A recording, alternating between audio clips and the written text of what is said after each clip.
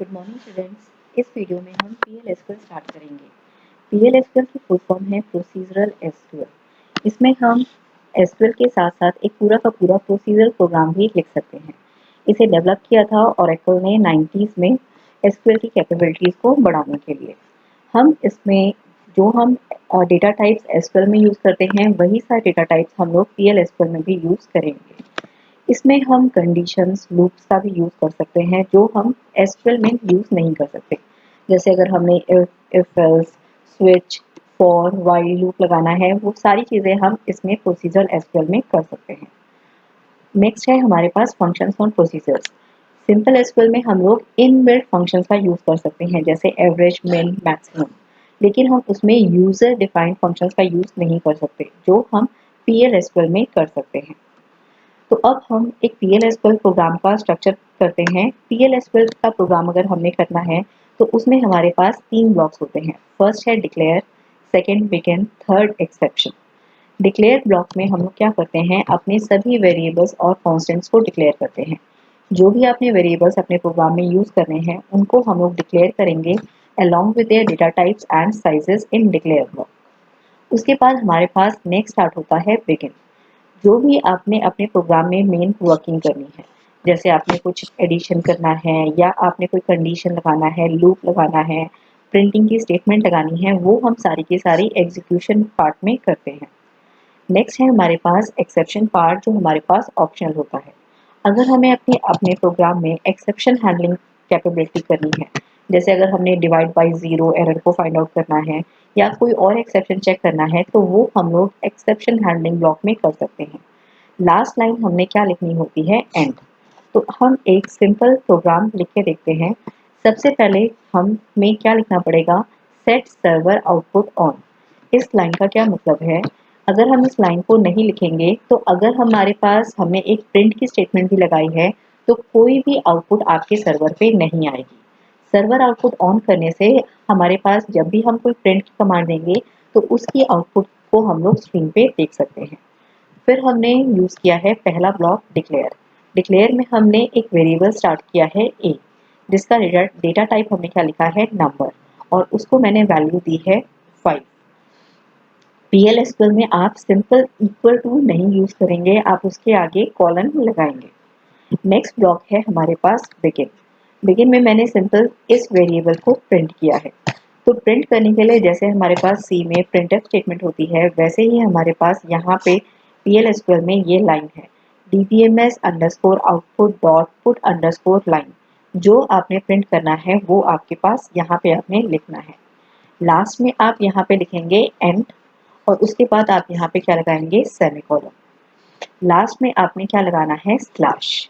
तो अब हमारे पास ये प्रोग्राम है, हम इस प्रोग्राम को एग्जीक्यूट कैसे करेंगे। एग्जीक्यूट करने के हमारे पास दो वेज हैं। या तो आप सारे के सारे प्रोग्राम को ओरेकल में प्रॉपर लिखें लाइन टू लाइन और उसे फिर एग्जीक्यूट करें। लेकिन इसमें प्रॉब्लम क्या है कि अगर आपके पास प्रोग्राम में एरर आ जाएगी तो आपको दोबारा से वो सारा कॉपी पेस्ट करके उसमें ठीक करना पड़ेगा, या आपको फिर कभी दोबारा उसे रन करना पड़ेगा तो आपको दोबारा वो कोड लिखना पड़ेगा। इसलिए हम लोग क्या करते हैं, उसे नोटपैड में टाइप करते हैं, उसे .SQL एक्सटेंशन से सेव करते हैं और फिर उसे हम SQL प्रॉम्प्ट में रन करते हैं। तो ज़्यादातर हम लोग सेकेंड वाला मेथड यूज़ करते हैं। तो अब हम इसे रन करके देखते हैं।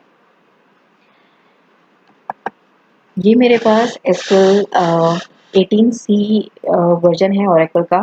तो हम सबसे पहले हमने अपना जो प्रोग्राम है, मैंने जो प्रोग्राम लिखा था वही प्रोग्राम है। फर्स्ट लाइन मैंने लिखी set server output on. Declare section में हमने एक वेरिएबल डिक्लेयर किया है ए नंबर, इसका मैंने साइज मैक्सिमम साइज 5 दिया है और उसके अंदर वैल्यू दी है 50। बिगिन ब्लॉक में सिंपल मैंने dbms output dot put line दी है जो केवल इस वेरिएबल को प्रिंट कर देगी। लास्ट में एंड के आगे सेमीकोलन लगा के मैंने स्लैश लगाया है। ये अगर आप लाइन देख रहे हो, ये हमारे पास कमेंट को करने के लिए लाइन है। डबल स्लैश लगा के आप, डबल डैश लगा के आप जो भी आपने कमेंट लिखना है वो आप इसमें लिख सकते हो। तो अब मैंने जो ये वाली फाइल है इसे मैंने सेव कहाँ पे किया है, सी ड्राइव में, अदिति फोल्डर में। तो हम इसे रन कैसे करेंगे, आपने यहाँ पे लिखना है @, उसके बाद फाइल का पाथ, सी ड्राइव में, अदिति में, फाइल का नेम है second.sql। आपने उस फाइल को .sql एक्सटेंशन से सेव करना है। जब मैं एंटर करूंगी तो आपके पास जो भी हमारे पास वेरिएबल था वो हमारे पास वेरिएबल की वैल्यू प्रिंट हो गई। तो अब हम इसमें एक सेकेंड प्रोग्राम रन करके देखते हैं।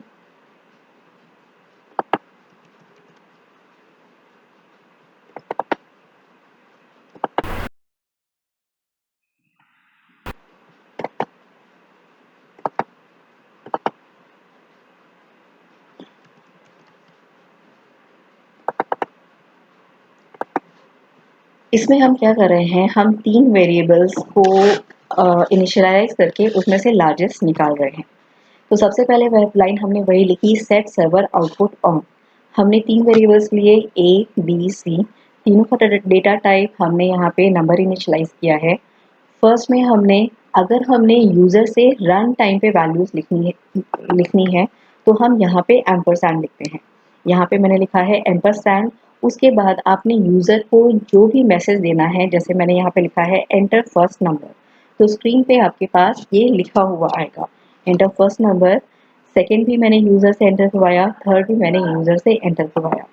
अब मैंने बिगिन ब्लॉक में एक इफ ब्लॉक लगाया है। एसक्यूएल पीएल में हम इफ ब्लॉक कैसे लगाते हैं, इफ उसके बाद कंडीशन, उसके बाद देन करके जो भी आपने काम करवाना है, लास्ट में हम उसे एंड इफ करते हैं। तो अगर हमने यहाँ पे कंडीशन क्या लगाई है, if A is greater than B and A is greater than C. अगर ए बी से भी बड़ा है, ए सी से भी बड़ा है, तो हमारे पास क्या लाइन पुट हो जाए, ग्रेटेस्ट नंबर क्या है, ए। हमने यहाँ पे डबल पाइपलाइन कैरेक्टर लगाया है। पाइपलाइन कैरेक्टर क्या करता है, दो चीज़ों को कनकैटिनेट करता है। तो हमारे पास इस वाली चीज़ को उसने ए के साथ कनकैटिनेट कर दिया। दूसरी हमने लगाई है एल्स इफ कंडीशन। अगर हमारे पास ए बी से बड़ा है, ये दोनों वैल्यूज पुट ठीक नहीं है, तो हमने कौन सी लगाई है, एल्स इफ। एल्स इफ में आपने यहाँ पे ध्यान रखना है कि आपने यहाँ पे ई नहीं लगाना है, एल्स में ई नहीं लगेगा। तो सेकेंड कंडीशन हमने क्या लगाई है कि अगर बी ए से बड़ा है और बी से सी बड़ा है, बी सी से बड़ा है, तो हमारे पास क्या प्रिंट हो जाए कि बी सबसे बड़ा है। और अगर हमारे पास ए भी नहीं बढ़ा, बी भी नहीं बढ़ा, तो हमारे पास नेक्स्ट क्या हो जाएगा, बाय डिफॉल्ट सी हमारे पास बड़ा हो जाएगा। तो हमने एल्स में क्या लगा दिया, लास्ट में हमने प्रिंट कर दिया ग्रेटेस्ट नंबर इज सी। तो अब हमने यहाँ पे एंड इफ कर दिया, लास्ट में हमने एंड ब्लॉक लगाया है, उसके बाद हमने स्लैश लगा दिया है। तो अब हम इस प्रोग्राम को रन करके देखते हैं। तो हमने यहाँ पे @ लिखा, मेरा प्रोग्राम सी ड्राइव में अदिति फोल्डर में किस नाम से सेव है, second.sql। तो मैंने इसे रन किया। सॉरी, ये आपके पास जो प्रोग्राम है वो आपके पास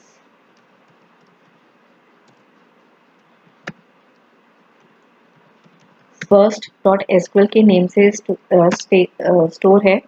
तो हमने यहाँ पे first.sql किया तो आपके पास यहाँ पे आ गया, फर्स्ट नंबर मैंने एंटर किया 34। आपके पास देखिए वैसे आ रहा है जो हमने वहाँ पे प्रिंट किया था एम्परसैंड के आगे। फिर वो आपसे सेकेंड नंबर मांग रहा है, मैंने 56 एंटर कर दिया। फिर थर्ड नंबर मांग रहा है, मैंने 78 एंटर कर दिया। तो आपके पास आउटपुट आ रही है, ग्रेटेस्ट नंबर इज 78। तो हमारे पास PL/SQL प्रोसीजर सक्सेसफुली कंप्लीटेड हो गया है। तो आपने जो ये वाला प्रैक्टिकल है, ये आपने अपनी प्रैक्टिकल फाइल्स में भी करना है। Thank you.